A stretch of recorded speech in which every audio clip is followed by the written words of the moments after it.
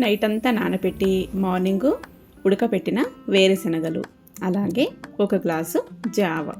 ఇదైతే సండే రోజు మా మార్నింగ్ బ్రేక్ఫాస్ట్.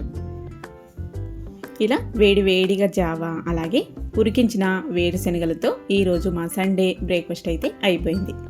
వీటిని నేను పచ్చివి కాకుండా ఇలా ఎండిన వేరుశనగలు అయితే తెచ్చుకున్నాను, వేరుశనగకాయని ఊరి నుంచి. దీన్ని అయితే నైటే పడుకునే ముందు ఇలా కుక్కర్లో వేసి ఒకేసారి నానబెట్టేసుకున్నా. మార్నింగ్ కల్లా మనకి చక్కగా నానిపోతే పచ్చి శనగల్లాగే టేస్ట్ వస్తాయండి ఉడకపెట్టుకున్నప్పుడు.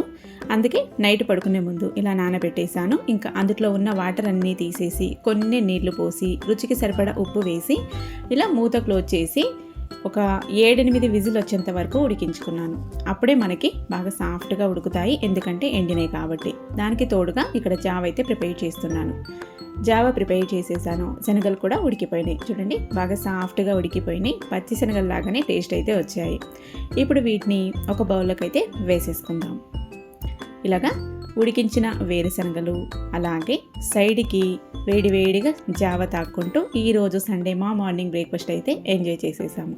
మరి మీరు మార్నింగ్ సండే రోజు బ్రేక్ఫాస్ట్కి ఏమేమి తిన్నారు, ఏం చేశారు, బయట తిన్నారా, ఇంట తిన్నారా, రండి కామెంట్ బాక్స్లో మాట్లాడుకుందాం. అలాగే మీకు ఈ వీడియో నచ్చినట్లయితే వెళ్తూ ఒక లైక్ అయితే చేసి వెళ్ళండి. ఇలాంటి మరిన్ని హెల్తీ రెసిపీస్తో మీ ముందుకు వస్తూ ఉంటాను. Thank you for watching. Bye.